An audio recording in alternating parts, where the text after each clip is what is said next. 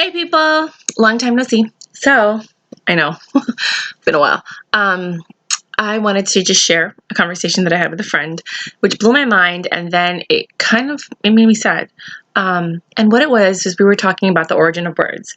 So basically, we had hung out and we slept for like 3 hours. We didn't break night, but it was kind of like we just ended up falling asleep for 3 hours, and then I had to go to work. And when we woke up, I was driving and he said the first thing I ate, he was like, "Oh, you're breaking fast." And I was like, "Breaking fast?" And he's like, "Yeah, that's what happens when you eat the first meal. You were fasting and now you're breaking fast." And then I was like, "Oh, it kind of reminds me of breaking night. Like, where do these words come from? Breaking night, And then we started talking about different things. Like, I was like, you know what I think is weird? How many words they have for the word, like a whore, like there's Jezebel, there's harlot. Like, how did these words come to be? Like, then there's the word thot.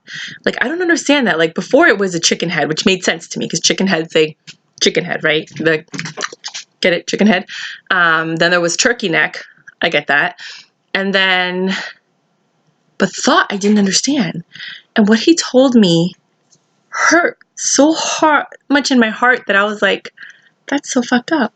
He was like, he's like, and I'm just guessing, right?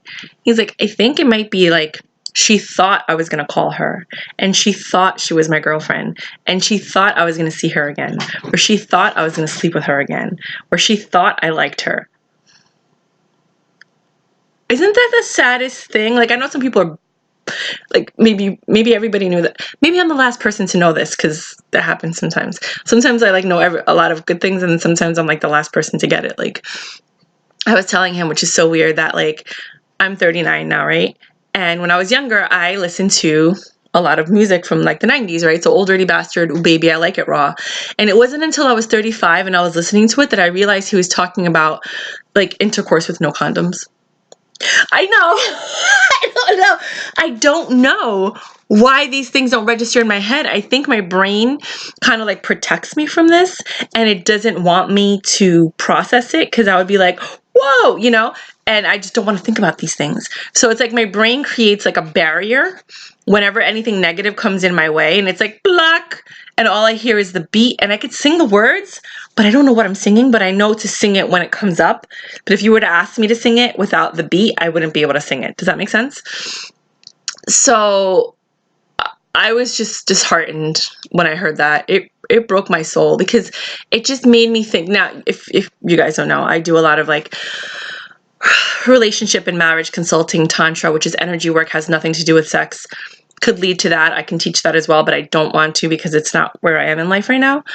But it's more like energy work, reciprocating energy, the balance of the male and the female energies.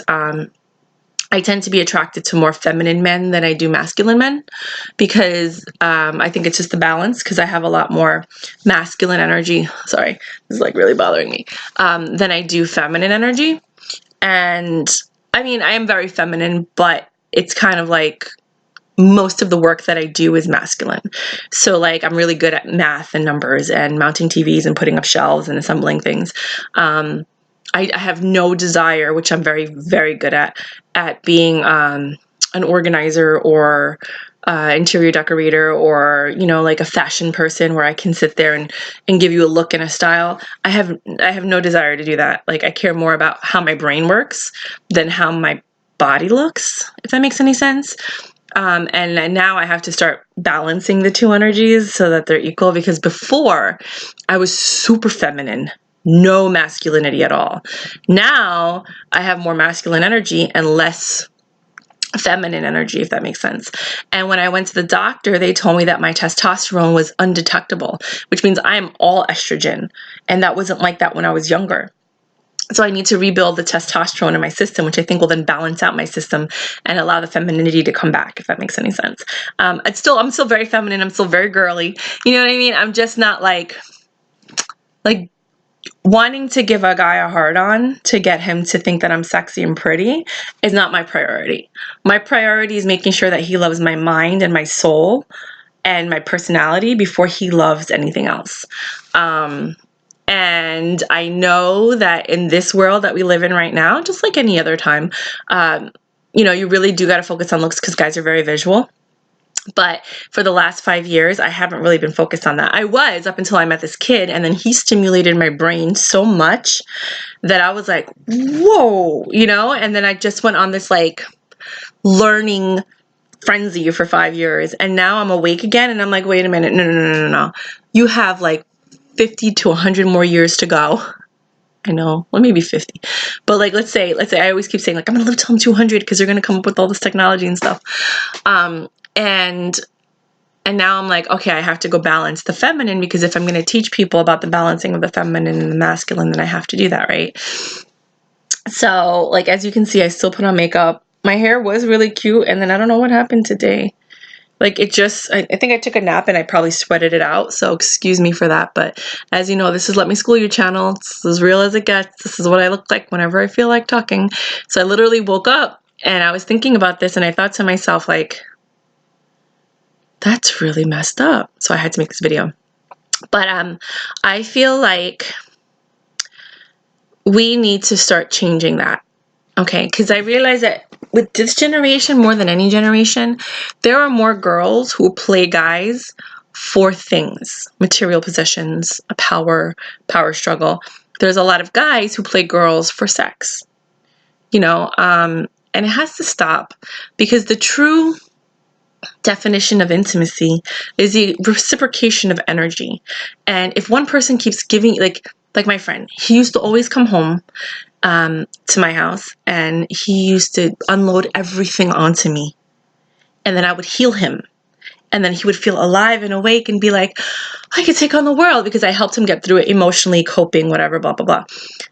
And then he would go out and share that with someone else, and then he left me drained and like dead, and my battery was empty. And then he kept trying to come back and unload again, and then we got into a huge argument, and that was kind of like the beginning of the end of the friendship. But what he didn't get is that if I'm healing you because you're coming to me, you then in turn need to reciprocate some of that energy back before you leave. So be my friend in return. Listen to me. Let's hang out. Let's laugh. Let's drink a glass of wine and have conversation. Those things, they replenish me. So everybody has a tank, right? And we all speak different love languages, and the love language that you speak fills up your tank. So I knew what his love language was. So every time he came by, I listened, I counseled, and then I filled up his love tank, whether it be with words, acts of service, like he liked to eat. So cooking or making sure that we went out. He liked definitely words of affirmation. That was a huge thing. Where with me, it's more like physical gifts, which I was never expecting, quality time, which I never got, and I gave him quality time, but he didn't give me quality time. Meaning, in that time that we were together, I was focusing on him, and then sending my energy and my love to him. But in that time, he wasn't sending his energy and love to me. And mind you, this is somebody we've never kissed, we've never touched in any way that's inappropriate. Like, we were just friends, and it's really important to, when you meet people, to understand what their love languages are, and then to fill up their tanks. But in return, and you don't do things to get things in return, but like, if somebody keeps unloading on you and you're not filling up your tank in between the unloads, you will break, you will deteriorate, you will lose your mind.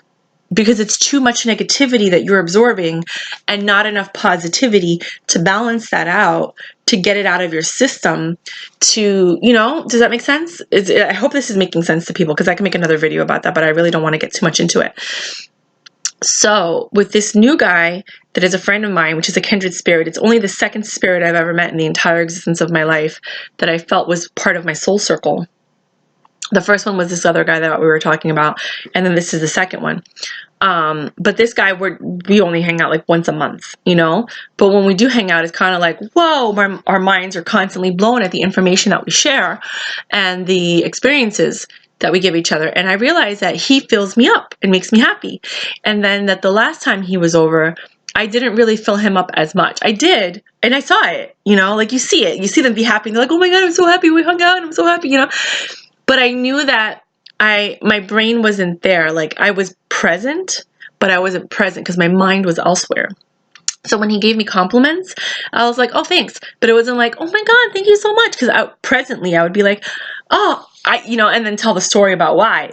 I just kind of like skimmed over everything because my mind was elsewhere. I had a lot of things on my mind at the time.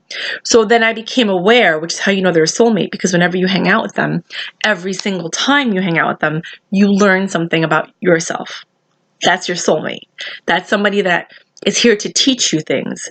And that every interaction you have with them is a lesson. So very grateful. But when I heard that thing about the thot, I was like, this generation needs to stop. Like there has to be commitment. I choose you. I choose you to be the one that I'm spending my present time with. And in that time, we will reciprocate energy and we will fill each other up with love and positivity and, whatever it is that you need to get full.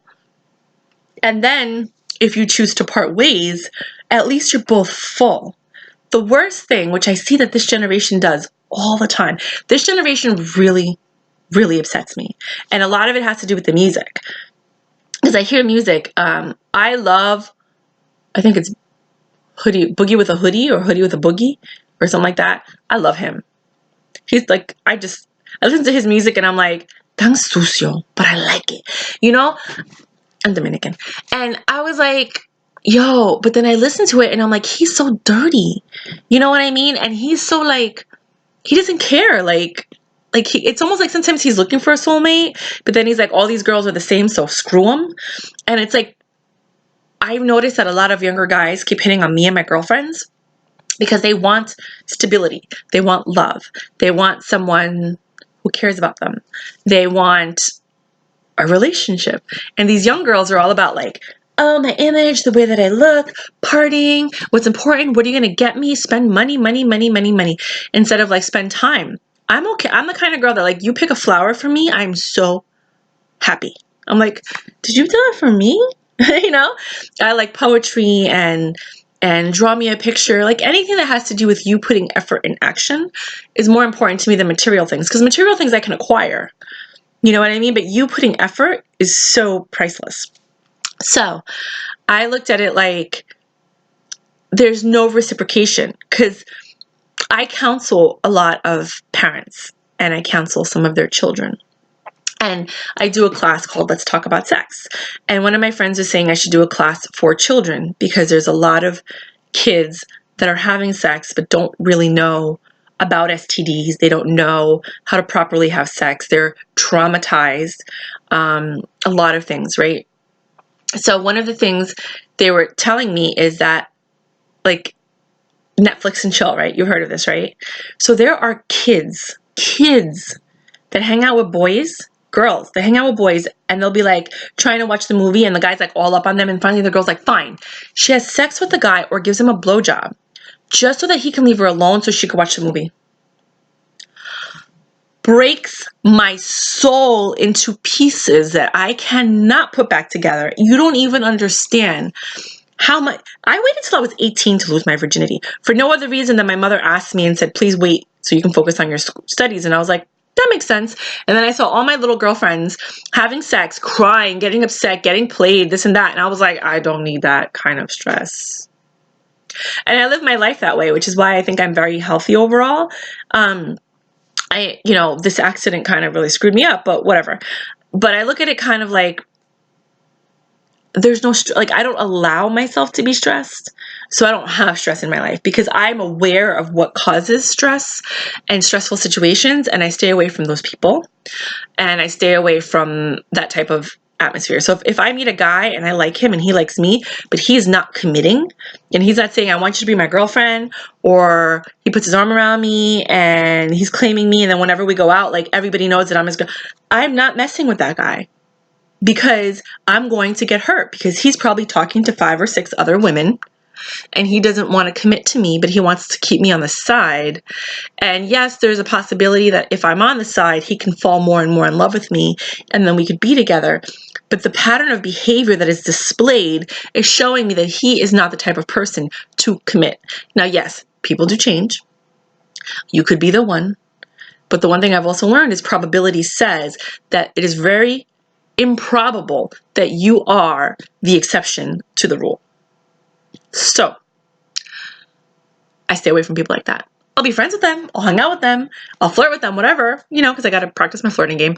But to let you into my body and experience all of this love that I have to share with you, and like, it is so healing to be with me that I know I can't give that to just anybody, and I need to give it to someone that I believe is going to reciprocate the energy so that I too can then be healed. Does that make sense?